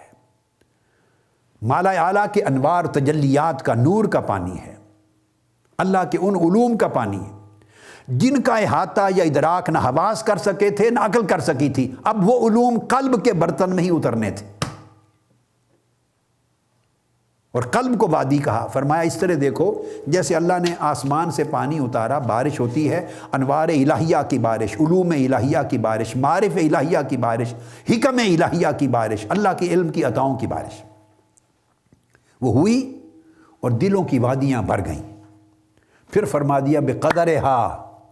یہ نہ سمجھ لینا کہ ہر ایک کے دل میں اتنی برابر وسعت ہے، ہر کوئی اپنے دلوں کی وادی برابر رکھتا ہے، نہیں، فرمایا کسی کی اتنی چھوٹی سی ہے اس کے لیے وہ بڑی غنیمت، کسی کی دلوں کی وادی بڑی ہے وہ، اور ہم اس وادی کی وسعت کے مطابق اتنا اتارتے ہیں پانی اپنے فیض کا۔ تو جس نے اپنے دلوں کو جتنا صاف کر لیا، اللہ نے جس کے دلوں کی وادی کو جتنا وسیع بنا دیا، اللہ پاک نے جس کے دلوں کی وادی کو جتنا گہرا بنا دیا، اتنا ہی پانی سموئے گا نا جتنی گنجائش ہے۔ ہر ایک کی گنجائش برابر نہیں ہوتی، دریا کوئی چھوٹے ہوتے ہیں، کئی بڑے، کئی بہت بڑے، کوئی بہت بڑے، کوئی دریائے چناب ہے، کوئی دریائے جہلم ہے، کوئی دریائے سندھ ہے، کوئی دریائے ستلج ہے، اور آپ گزریں تو جگہ جگہ آپ کو نظر آتے ہیں دریا کے سائز بھی نظر آتے ہیں، گہرائی بھی ڈیفرنٹ نظر آتی ہے۔ دریائے سندھ سب سے بڑا دریا ہے ان سب دریاؤں میں۔ اور پھر اگر صفائی نہ ہو، نہروں کا بھی عالم ہے، صفائی نہ ہو تو مٹی، ریت، کنکریاں جمتے جمتے سطح اوپر آ جاتی ہے۔ اس طرح دلوں کی وادی کی اگر تصفیہ، صفائی نہ ہو، اور کنکریاں، ریت، اعمال سیئہ کے ذریعے، گناہوں کے ذریعے، حرص اور شہوتوں کے ذریعے وہ اوپر سطح آتی جاتی ہے، تو اتنی ایک وادی بچتی ہے، وہ تھوڑے سے ہی علم کی، معرفت کی گنجائش آتی ہے، بس اس سے آگے آئے تو وہ بہنے لگتا ہے۔ کئی لوگ ہوتے ہیں کہتے ہیں نا ظرف ہی اتنا ہے اس کا، وہ بہنے لگتا ہے، اس کا ظرف نہیں ہے کہ سما سکے، بولنے لگتا ہے۔ اور اگر تطہیر ہوتی رہے، تزکیہ ہوتا رہے نفوس کا، تصفیہ ہوتے رہے، اور کنکریاں، ریت، مٹی نکالی جاتی رہے، اور اس کی وادی، قلب کی وادی گہری ہوتی رہے، تو ظرف بڑھتا چلا جاتا ہے۔ جتنا بڑھتا ہے اتنا انوار الہیہ سب ہوتے ہیں، اتنے علوم سب ہوتے ہیں، علم اتنا آتا ہے، معارف اتنا آتے ہیں، اور اسی طرح بندہ پھر آگے بانٹتا ہے۔ یہ کم و بیش ہے، اس لیے فرمایا بقدرہا، بھائی جس کی جتنی ظرف ہے، برتن بھی ہے نا، بھائی چھوٹا برتن ہے 1 کلو کا تو کلو دودھ ہی ڈالیں گے نا، اگر اس میں 5 کلو ڈالیں گے تو باقی تو بہہ جائے گا، اس کے کام کا نہیں۔ اور اگر 10-20 کلو کا ہے بہت بڑا تو اس میں 20 کلو ڈال لیں گے۔ 40 کلو کا برتن ہے تو 40 کلو، تو اللہ پاک برتن دیکھتا ہے کہ بندے تیرے دل کا برتن تو نے کتنی محنت کی ہے، اس کی کتنی صفائی کی ہے، اس دل کی وادی کو کتنا بڑھایا اور گہرایا ہے۔ جتنا برتن بنایا اتنا، اگر تو اب اس استحقاق پر، اس درجے پر پہنچ گیا ہے کہ اب تجھ پر انوار کی بارش ہو، اب علوم اور معارف کی بارش ہو، اگر تیرا دل مصفہ ہو کر اس مقام پر پہنچ گیا ہے، تو پھر جب بارش ہوگی تو وہ بھی اسی قدر ہی ہوگی جتنا ظرف ہے۔ یہ 2 باتیں ہیں، ایک وہ دل ہیں کہ جن کے دل اس قابل ہی نہیں کہ انوار الہیہ اور علوم ربانیہ کے پاک بارش ان کے دلوں میں کی جائے۔ کئی دل پتھر کی طرح ہیں، بارش تو ہر جگہ ہوتی ہے مگر پتھر میں تو پانی رکتا ہی نہیں، وہ بہہ جاتا ہے، سارا بہہ جاتا ہے۔ کئی دل اس طرح ہیں، تو جو دل پتھروں کی طرح ہیں وہاں تو بارش بیکار ہے، بہہ جائے گا پانی، صرف بھیگیں گے بہہ جائے گا، وہاں تو جمع ہی نہیں ہوگا۔ اور کئی دل گندی زمین کی طرح ہیں، جب گندی زمین کی طرح دل ہیں، ان کے اندر غلاظت ہے، تو جب اسی بارش کا پانی اس کے اوپر آئے گا تو اس کی تعفن پھوٹے گا، بدبو پھوٹے گی، آپ بیٹھیں گے بھی نہیں اس جگہ پہ، اتنا تعفن بدبو ہوگی۔ تو اگر دل کی زمین گندی ہے تو وہ بارش کام نہیں دے گی، وہ تعفن پیدا ہوگا، اور وہ تعفن ایک ظاہری ہوتا ہے جو آپ ناک کے حصے شامہ کے ذریعے سونگھتے ہیں، جو زمین کا تعفن ہوتا ہے، مادی تعفن آپ سونگ لیتے ہیں۔ اس طرح ایک روحانی تعفن ہوتا ہے جن کے اندر باطنی روحانی غلاظتیں ہیں، حرص ہے، شہوت ہے، کبر ہے، تکبر ہے، گناہ ہے، غفلت ہے، یہ ساری چیزیں ہیں، وہ ان کے اندر اتنا تعفن اور گندگی ہے کہ وہ تعفن جب پھوٹے گا تو وہ روح کے حصے شامہ سے پتہ چلتا ہے، وہ ساتھ بیٹھنے والے کا ایمان برباد ہو جائے گا، اس کی صحبت اور مجلس میں بیٹھنے والے کو تعفن برباد کر دے گا، اور تعفن برباد کرے گا، اس کی اپنی جو صفائی ہے قلب کو، باطن کی، وہ دھندلی ہو جائے گی، خراب ہو جائے گی۔ یہ صحبتوں کا اثر ہوتا ہے، کس کی مجلس میں بیٹھنا ہے، کس کی مجلس میں نہیں بیٹھنا۔ جس کی زندگی میں غفلت دیکھو، وہ کتنا بڑا عالم ہو، اس سے علم سیکھنے کے لیے مت بیٹھو۔ جسے نمازوں کا تارک دیکھو، اس سے تعفن پیدا ہوگا، اس کی صحبت اور مجلس سے۔ اس سے اکتساب علم کریں گے تو اس سے بھی ظلمت آئے گی، اندھیرا آئے گا۔ جس کے مزاج میں غفلت دیکھیں، رخصت دیکھیں، جو عزیمت کی طرف جانے کی بجائے رخصتوں کو تلاش کرتا ہے، وہ علم بیکار ہوگا، غلط ہوگا، صحیح نہیں ہوگا، اس کے اثرات برے ہوں گے، آپ کے ایمان کی قوت کو کم کر دیں گے، آپ کے ایمان کی روشنی کو کم کر دیں گے، آپ کے اندر جلا کو کم کر دیں گے، آپ کی دھندلاہٹ پیدا ہو جائے گی،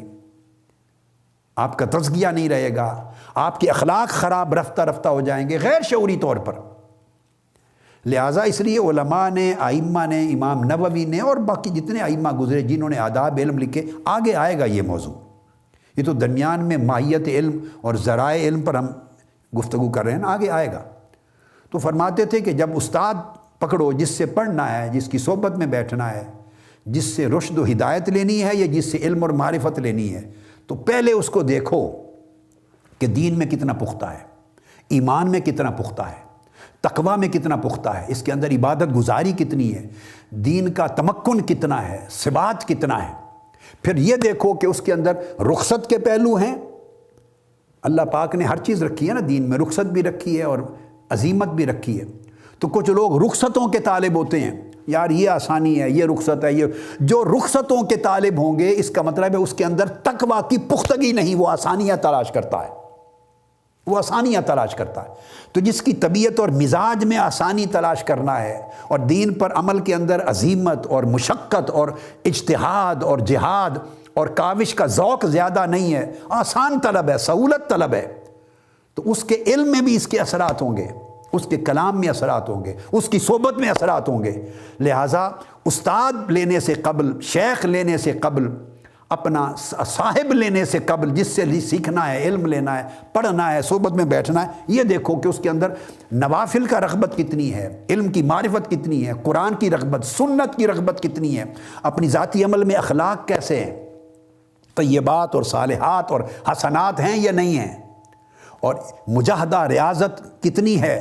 اللہ کی قربت کتنی ہے، صفائے قلب کی کیفیت کیا ہے، وہ اس کے کلام سے، اس کی گفتگو سے، اس کے مزاج سے، اس کی طبیعت سے، اور یہ سب کچھ معلوم ہو جاتی ہے۔ اس لیے الگ الگ آپ کو مختلف قسموں کے عالم ملیں گے، رخصتوں کی تلاش کرنے والے بھی عالم ملیں گے اور عزیمت کی طرف چلنے چلانے والے بھی عالم ملیں گے، آسانی طلب کرنے والے بھی عالم۔ علم میں سب کچھ، یہ ایک ایسی دکان ہے، سارا سودا ملتا ہے۔ یہ فیصلہ تو گاہک نے، آپ نے کرنا ہے کہ سہولت والے یہ سوداگر ہیں، تو اگر سہولت والے سوداگر کے اندر جائیں گے تو آپ کے اندر جوہد کہاں سے پیدا ہوگا؟ الذین جاہدوا فینا لنہدینہم سبلنا، جو ہمارے اندر ہماری راہ میں مجاہدہ کرتے ہیں، مجاہدہ ریاضت کرتے ہیں، اس مجاہدہ کی بھٹی پہ اپنے آپ کو، اپنے من کو، تن کو جلاتے ہیں، ان پر ہم اپنے راستے کھولتے ہیں۔ تو راستے اللہ کے، علم باللہ کے راستے ہوں یا معرفت الہیہ کے راستے ہوں یا اسرار کے راستے ہوں یا انوار کے راستے ہوں، وہ تو انہی پر کھلیں گے جو مجاہدہ کریں گے۔ تو مجاہدہ وہی کریں گے جس کی طبیعت میں مجاہدہ طلبی ہوگی، جس کی طبیعت سہولت پسند ہوگی، وہ مجاہدہ کی طرف نہیں جائے گا۔ آپ کو یہ میں نے ایسا ایک کرینہ، ایک معیار بتا دیا کہ ہر شخص اپنی گرفت کر سکتا ہے، اپنا مواخذہ کر سکتا ہے، اپنا محاسبہ کر سکتا ہے، کہ اگر دیکھیں کوئی علم، کوئی عمل آپ کو سہولتوں کی طرف، تن آسانیوں کی طرف، رخصتوں کی طرف لے جا رہا ہے، تو سمجھ لیں کہ اس کے آگے اندھیرا ہے، آگے تباہی ہے، آگے ہلاکت ہے، آپ کو دھکیلا جا رہا ہے یہ چیز۔ تو اگر کوئی علم آپ کے اندر مزید ذوق عبادت کو بڑھا رہا ہے، شوق الہی کو بڑھا رہا ہے، شوق آخرت کو بڑھا رہا ہے، ذوق تہجد کو بڑھا رہا ہے، ذوق مناجات بڑھا رہا ہے، ذوق تلاوت بڑھا رہا ہے، اچھے اخلاق حسنہ کی پیدا آپ کے اندر تڑپ اور طلب پیدا کر رہا ہے، طبیعت میں جود اور سخا پیدا کر رہا ہے، بخل ختم کر رہا ہے، تو سمجھو کہ یہ آپ کے اندر انوار آ رہے ہیں۔ یہ صحبت، یہ علم، یہ کتاب، یہ مجلس یا یہ نسبت یا یہ جو بھی کام، جس جاب میں آپ انوالو ہیں، سمجھو یہ آپ کو خیر کی طرف لے جا رہا ہے۔ اور اگر دیکھیں دن بدن دین کا جو تقویٰ کی جو کیفیت ہے وہ کمتر ہوتی جا رہی ہے، سہولت کی طرف طبیعت جا رہی ہے۔ کوئی نماز قضا ہو جاتی ہے، پرواہ نہیں، پھر پڑھ لیں گے، نماز دیر سے پڑھ رہے ہیں، پرواہ نہیں، اچھا پھر پڑھ لیں گے۔ تو اسی طرح تلاوت کا معمول چھوٹ رہا ہے، نوافل کا معمول چھوٹ رہا ہے، تقویٰ طہارت ہر وقت وضو کے ساتھ رہنے کی عادت چھوٹ رہی ہے، اور طبیعت اور مزاج اور دل کے اندر رغبت اعمال صالحہ کی کم ہو رہی ہے۔ یہ آپ کے پاس ایک اپنی سیلف اسیسمنٹ کا ایک پیمانہ ہے۔ اگر یہ چیز دیکھیں تو فوری گرفت کر لیں، اپنے آپ کو دیکھیں کہ کہاں سے یہ چیز آ رہی ہے۔ آپ کے عمل میں خرابی ہے، آپ کی صحبت میں خرابی ہے، آپ کی مجلس میں خرابی ہے، جہاں سے سیکھ رہے ہیں اس میں خرابی ہے، دوستوں میں خرابی ہے، جس صحبت میں ہر وقت بیٹھتے ہیں 24 گھنٹے، کہیں نہ کہیں خرابی ہے۔ آپ کو اس خرابی کی تشخیص کرنی ہے۔ میں نے کرائیٹیرین بتا دیا۔ تو عرض یہ کر رہا تھا، تو اللہ رب العزت نے فرمایا کہ وہ وادیاں پھر بھر گئیں اس فیوزات الہیہ کے پانی سے، اور اس کے بعد اپنی اپنی ظرف کے مطابق، یہاں یہ بات میں نے ظرف کی تفصیل میں کی کہ ظرف جدا جدا ہوتے ہیں، اس سے طبیعتیں جدا جدا ہوتی ہیں، اس سے اثرات جدا جدا ہوتے ہیں۔ فاحتمل السیل زبد الرابیہ، اور فرمایا کہ ایک تو یہ ہوا کہ علم انوار الہیہ کا اور مالا اعلیٰ کے علم کی بارش آئی، تو وادیاں جتنی جتنی گنجائش تھی جس کے دل میں اتنی بڑھ گئیں۔ آگے ایک بڑی عجیب بات کی، شاید اتنی آدھی بات پہ آج کی گفتگو ختم کر دوں کہ ٹائم پورا ہو رہا ہے، اس سے آگے نشست شروع کریں گے۔ فرمایا فاحتمل السیل زبد الرابیہ، پھر سیلاب کی رو نے ابھرا ہوا جاگ اٹھا لیا۔ جب وادیاں بڑھ گئیں تو پانی جب تیزی کے ساتھ آیا تو ساتھ جاگ بننے لگی، تو پانی کے اوپر جاگ بھی آ گئی، جاگ آ گئی۔ تو فرمایا وہ جو پانی تھا نا انوار الہیہ کا، علوم ربانیہ کا، معارف لدنیہ کا، اس کی برکت کیا ہوتی ہے؟ وہ جو جاگ پانی ہے، نکلا تو پانی سے ہی نکلا ہے نا، وہ جو اندر جو کچھ غلط ملت چیزیں تھیں، جو صاف ستھرا پن نہیں تھا، جو گدلا پن تھا، وہ جاگ بن گیا۔ مگر جاگ اوپر آ جاتی ہے، پانی کی سطح پر نیچے نہیں رہتی۔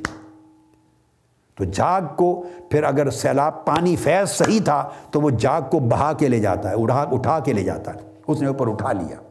جاگ کو۔ تو پتہ یہ چلا جاگ کا شور شرابہ بہت ہوتا ہے، وہ اوپر نظر آتی ہے، تو جو اوپر اس طرح نظر آئے وہ دعویٰ ہے، ایک بہت اظہار ہے، تو سمجھ لیں کہ اصل پانی نہیں، یہ جاگ ہے، اور جاگ بیکار شے ہے۔ جاگ وہ چیز ہے جسے سیلاب بہا کے لے جاتا ہے، وہ کسی کے کام آنے والی شے نہیں۔ تو علم کے باب میں بھی ایک جاگ ہے، اور ایک اصل الماء ہے، جو مالا اعلیٰ سے اترا ہے، وہ اصل پانی ہے، وہ فیض ربانی کا پانی ہے جس نے وادی کو بھرا، اور جو گند مند تھا، غلاظت تھی، وہ جاگ بن کے اس پانی کی سطح کے اوپر آ گیا۔ اب یہ تعین کرنا ہے ہمیں کہ ہم میں سے کتنے ہیں جو علم کے نام پہ جاگ لیے پھرتے ہیں، اوپر کی جاگ، اور کتنے وہ ہیں جو صاف اور شفاف پانی کے ساتھ دلوں کی وادی کو بھر کے پھرتے ہیں۔ دلوں کی وادی پانی سے بھی بھرتی ہے، اور پانی کے اوپر جاگ بھی ابھرتا ہے۔ فرمایا اللہ پاک کا فیض ہی ہوتا ہے کہ جن کو فیض عطا کرنا ہوتا ہے ان کی جاگ بہہ جاتی ہے، اور جہاں پانی آگے شفاف نہیں گزرتا وہاں جاگ رہ جاتی ہے۔ پھر قرآن مجید نے کہا یہ جو جاگ جس طرح پانی سے نکلتی ہے، اسی طرح وَمِمَّا يُوقِدُونَ عَلَيْهِ فِي النَّارِ ابْتِغَاءَ حِلْيَةٍ أَوْ مَتَاعٍ زَبَدٌ مِثْلُهُ، فرمایا اسی طرح کا جاگ ان چیزوں سے بھی بنتا ہے، نکلتا ہے جو تم آگ میں تپاتے ہو، زیور کے لیے، خواہ سونا ہو، چاندی ہو، تانبا ہو، پیتل ہو، جس کو تپاتے ہیں اور اس کے اندر میل کچیل کو نکالنا چاہتے ہیں، تو اللہ پاک نے فرمایا کہ ان چیزوں سے جب آگ پر چڑھاتے ہیں تو آگ بھی جاگ کو نکال دیتی ہے۔ جس طرح پانی آسمان سے اترنے والا اور مالا اعلیٰ سے اترنے والا نور علم، جس طرح وہ اندر کی میل کچیل کو جاگ بنا کے اوپر ابھار دیتا ہے، اس طرح آگ پر اگر رکھ لیں سونے، چاندی، تانبے کو، تو ان کے اندر جو ملاوٹ ہوتی ہے، غلاظت اور ملاوٹ ہوتی ہے، وہ بھی جاگ کی شکل میں اوپر آ جاتی ہے۔ ویسا ہی جاگ وہاں بھی اٹھ جاتا ہے۔ تو اللہ رب العزت نے فرمایا کہ یہ جو جاگ ہے، پھر فرمایا کذالک یضرب اللہ الحق والباطل، اس طرح اللہ تعالیٰ مثال دے رہا ہے تمہیں حق کی بھی اور باطل کی بھی۔ جاگ کو علم باطل قرار دیا ہے، جاگ علم باطل ہے، اور جو صفاف شفاف پانی ہے جو آسمان سے اترا، مالا اعلیٰ سے آیا بشکل نور، وہ اس سے مراد علم حق ہے۔ تو فرمایا اس طرح اللہ تعالیٰ علم الحق اور علم الباطل میں فرق سمجھانے کے لیے مثال دیتا ہے۔ فَأَمَّا الزَّبَدُ فَيَذْهَبُ جُفَاءً وَأَمَّا مَا يَنْفَعُ النَّاسَ فَيَمْكُثُ فِي الْأَرْضِ، فرمایا پھر اس کے بعد رہ گئی جاگ، خواہ وہ جاگ پانی سے اٹھے، خواہ وہ جاگ آگ پر تپنے سے اٹھے، جاگ بیکار ہی ہوتی ہے، بیکار ہو کر رہ جاتی ہے، وہ کسی کے کام نہیں آتی۔ البتہ جو لوگوں کے لیے نفع بخش ہوتا ہے، جو فیض رساں ہوتا ہے، اللہ پاک اس کو دلوں کی وادی میں محفوظ کر لیتا ہے۔ تو جاگ ہر ایک سے نکلتی ہے، ہر شخص، بشریت ہے نا، تو جب ہر ایک کا قلب ہے تو اسی پیکر بشریت کے اندر بھی نا، تو اس کا نفس بھی ہے۔ اگر نفس امارہ نہ صحیح تو نفس لوامہ میں ہے، نفس لوامہ نہ صحیح نفس ملہمہ اور ملہمہ میں ہے، یہ اس کے دو اباغ اس پر بات کریں گے، تو اس میں ہے۔ تو نفس کی ایک اپنی خاصیت تو چلتی رہتی ہے، شروع سے آخر تک اس کے خواص بدلتے رہتے ہیں۔ تو فرمایا کہ وہ آگ سے نکلے، جس کے اندر سے بھی نکلے، تو ہر ایک کا جاگ نکلتا ہے، مگر جو اولیاء ہوتے ہیں، عرفاء ہوتے ہیں، اہل اللہ ہوتے ہیں، ان کا جاگ اللہ رب العزت کے فیض کا پانی بہا کے لے جاتا ہے، اور پانی کی سطح بھی اور پانی کی گہرائی سب صاف اور شفاف ہو جاتی ہے، صاف اور شفاف ہو جاتی ہے۔ اور جو اہل اللہ نہیں ہوتے، جن کی کفالت اللہ نہیں کر رہا ہوتا، علم اللہ کا علم، جن کی حفاظت اللہ کا علم اور نور الہی نہیں کر رہا ہوتا، جو اللہ کی حراست میں نہیں ہوتے، علم الہی اور نور الہی کی حراست میں، تو وہاں جاگ اوپر رہ جاتی ہے۔ تو بہت سے ایسے ہیں ہم میں لوگ جو علم کا نام لیتے ہیں، مگر ان کے پاس علم کی جاگ ہوتی ہے، اور قرآن مجید نے کہا فَأَمَّا الزَّبَدُ فَيَذْهَبْ جُفَاءً، وہ بیکار رہ جاتی ہے، وہ کسی کے کام کی نہیں ہے، وہ صرف مناظرے ہیں، مجادلے ہیں، جھگڑے ہیں، فتویٰ بازی ہے، فتنہ پروری ہے، جنگ و جدال ہے، امت میں ایک انتشار ہے، بس وہ سارا ایک روب دبدبہ بنانے کے لیے ایک ذاتی نفس پرستی ہے، اور یہ ساری جاگ کے باعث ہے۔ جب جاگ اتر جاتی ہے اور پانی صاف اور شفاف ہو جاتا ہے، تو وہ پانی پھر اس طرح کے دعوے نہیں کرتا، وہ نفع بخش ہوتا ہے، اس سے لوگوں کو فیض ملتا ہے۔ کذالک یضرب اللہ الامثال، فرمایا اس طرح، دوبارہ فرمایا اس طرح اللہ تعالیٰ مثالیں بیان فرماتا ہے، تاکہ لوگوں کو حق کی اور باطل کی پہچان ہو جائے، اور علم صحیح اور علم غلط کی پہچان ہو جائے۔ تو آج کی گفتگو ہم پھر اس آیہ کریمہ پہ ختم کرتے ہیں، اور یہ آیہ کریمہ میں نے کہا سورہ الرعد کی آیت نمبر 17 ہے۔ تو انشاءاللہ تعالی اگلی نشست میں اس موضوع کو آگے لے کے چلیں گے۔ وما علینا الا البلاغ، والسلام علیکم ورحمۃ اللہ وبرکاتہ۔ شیخ الاسلام ڈاکٹر محمد طاہر القادری کے آفیشیل یوٹیوب چینل کو سبسکرائب کریں اور بیل آئیکن کلک کریں۔